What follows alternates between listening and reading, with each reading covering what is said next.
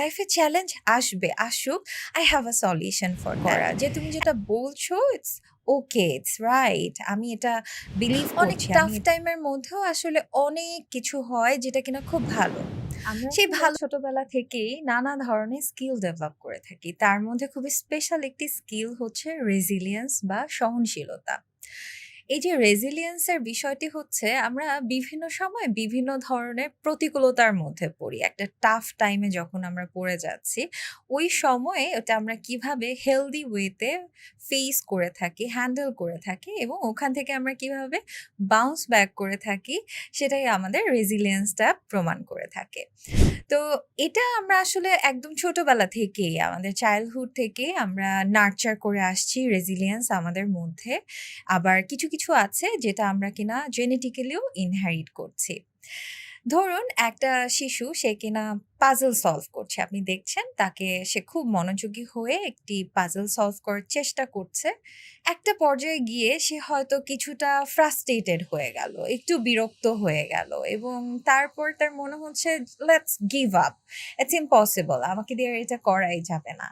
তো এই জায়গাটাতে আসলে আমাদের যেটা করণীয় শিশুটির জন্য তাকে একটু এনকারেজ করা, তাকে একটু বলা এবং মনে করিয়ে দেওয়া, তুমি যদি চেষ্টা করো তুমি যেকোনো চ্যালেঞ্জ ফেস করতে পারো এবং এর মাধ্যমে আসলে তার মধ্যে বিভিন্ন সিচুয়েশন ডিফারেন্টলি দেখার সেই ইচ্ছাটা তৈরি হবে।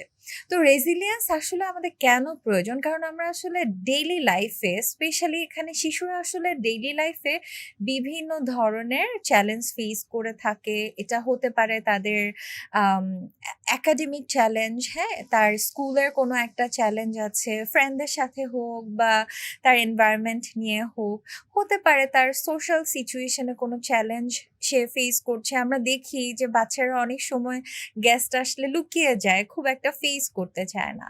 বা হতে পারে তার ওভারঅল লাইফেই কোনো স্ট্রাগল আছে বা কোনো ধরনের স্ট্রেস আছে।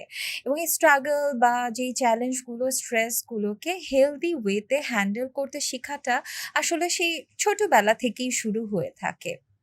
এবং আমরা যখন তাদেরকে সহযোগিতা করতে পারছি, এই রেজিলিয়েন্স বা সহনশীলতা বৃদ্ধি করার জন্য তাদের জীবনে তখন তারা আসলে এগিয়ে যেতে পারছে। তো এখন আমরা আসলে কি করতে পারি অ্যান্ড কেন এটা করব? বিকজ আমরা সবাই চাই যে আমার সন্তান বড় হয়ে একজন কনফিডেন্ট মানুষ হোক, তার মধ্যে অনেক কারেজ থাকুক, তার মধ্যে বেটার ইমোশনাল রেগুলেশন থাকুক বা বিভিন্ন চেঞ্জ যেন তারা অ্যাকসেপ্ট করে নিতে পারে। বিকজ এগুলো আমাদের লাইফের কিছু ফেনোমেনা যেটা আসবেই, যেটা আনএভয়েডেবল। তো এক্ষেত্রে আমরা যেটা তাদের সাথে যেভাবে করে এটা ডেভেলপ করার জন্য তাদেরকে সহযোগিতা করতে পারছি, প্রথমেই যেটা প্রয়োজন হবে সেটা হচ্ছে একটা সাপোর্টিভ এনভায়রনমেন্ট তাদেরকে অফার করা। একটি শিশু বিভিন্ন ধরনের এনভায়রনমেন্টাল ফ্যাক্টরের মধ্য থেকে যেতে পারে। সে বিভিন্ন ইমোশন ফিল করতে পারে, তার মধ্যে বিভিন্ন ধরনের ফিলিংস আসতে পারে।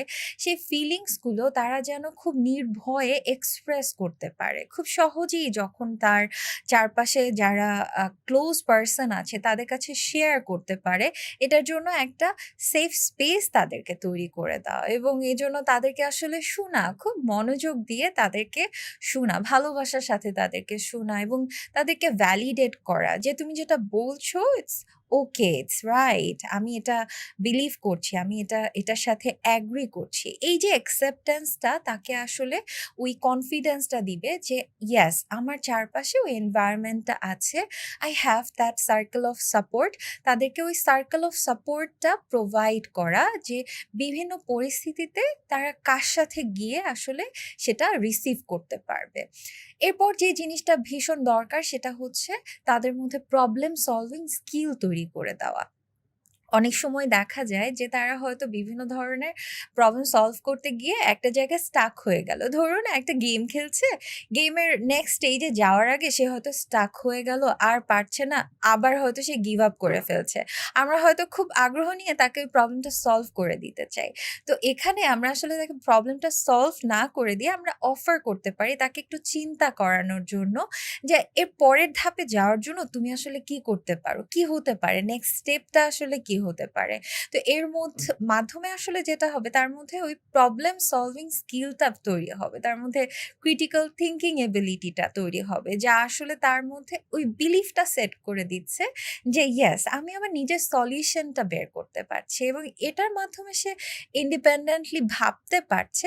তার মধ্যে আরো বেশি কনফিডেন্স আসছে অ্যাবাউট দেয়ার প্রবলেম যে লাইফে চ্যালেঞ্জ আসবে, আসুক, I have a solution for that. And তারপরে যে জিনিসটা খুব দরকার সেটা হচ্ছে একটা পজিটিভ মাইন্ডসেট তাদেরকে প্রোভাইড করা। আমাদের জীবনে আসলে কেউ নাই, পৃথিবীতে আসলে কেউ নাই যার জীবনে কোনো সমস্যা নাই। তো সমস্যা আসবে। তাদেরকে সেই ছোটবেলা থেকেই এই মাইন্ডসেটটা দেওয়া যে আসলে তোমার যেই চ্যালেঞ্জটা বা যেই ডিফিকাল্টিটা তুমি নিজে কন্ট্রোল করতে পারছো, যেখানে তোমার নিজের কন্ট্রোল আছে, ফোকাস অন দ্যাট। তুমি ওই জায়গাটাতে ফোকাস করো। অনেক টাফ টাইমের মধ্যেও আসলে অনেক কিছু হয় যেটা কিনা খুব ভালো। সেই ভালোটার জন্য গ্রেটফুল থাকা, সেই ভালোটার দিকে ফোকাস করা এবং তাদের মধ্যে এই চিন্তাটা দেওয়া, এটা তাদেরকে বলা এবং মনে করিয়ে দেওয়া যে তোমরা রেজাল্টের দিকে তাকিও না, কিভাবে এফোর্ট দিতে পারছো, তোমার হার্ড ওয়ার্ক যেটা আছে সেইটার দিকে তোমরা আরো বেশি মনোযোগী হও এবং তাদেরকে এটা বলা, সাথে সাথে এটা অ্যাপ্রিসিয়েট করা যখন তারা এটা করছে যে জাস্ট গুড জব বা ওয়েল ডান, এতটুকু না বলে তাদেরকে বলা যে তোমার এই যে হার্ড ওয়ার্ক বা যে এফোর্ট আমি তোমার মধ্যে দেখেছি, I genuinely appreciate it, I loved it. তুমি যেভাবে কাজটা করেছো, যেভাবে কাজটা তুমি করে যাচ্ছ। অ্যান্ড লাস্টলি আমরা আসলে যে জিনিসটা মনে রাখবো, যেটা মনে রাখাটা ভীষণ জরুরি, সেটা হচ্ছে রেজিলিয়েন্স মানে কোনোভাবেই এটা না যে আমার লাইফে আর কখনো আমি স্যাড হব না। আমি এখন রেজিলিয়েন্ট, আমি আর কখনো স্যাড হব না, আমি আর কখনো ফ্রাস্ট্রেটেড হব না। রেজিলিয়েন্স মানে বরং এটাই যে আমাদের লাইফে যখন এই টাফ টাইমগুলো আসছে, we are ready to face it. আমরা এটাতে ফেস করতে পারছি and we are able to bounce back. আমরা ওই জায়গাটাতে আবার ঘুরে দাঁড়াতে পারছি এবং আসলে আমরা যদি একটা শিশুর মধ্যে ছোটবেলা থেকে এই রেজিলিয়েন্সটা তৈরি করে দিতে পারি, তখন যেটা হচ্ছে যে আপনার শিশুর জন্য আপনার দেওয়া সর্বোত্তম গিফট হবে এই রেজিলিয়েন্সটা। তাই তাদের মধ্যে আমরা এই বিহেভিয়ার গুলোর মাধ্যমে বা আমরা বড়রা এই কাজগুলো বা এই অ্যাপ্রোচ গুলোর মাধ্যমে তাদেরকে সহযোগিতা করতে পারছি যেন তারা রেজিলিয়েন্স বিল্ড করতে পারে এবং তার মধ্যে ওই বিলিফটা তৈরি হবে যে I can have my own solution. আমি আমার নিজের প্রবলেমটা সলভ করতে পারছি এবং আমি আমার প্রবলেম থেকে ঘুরে দাঁড়াতে পারছি।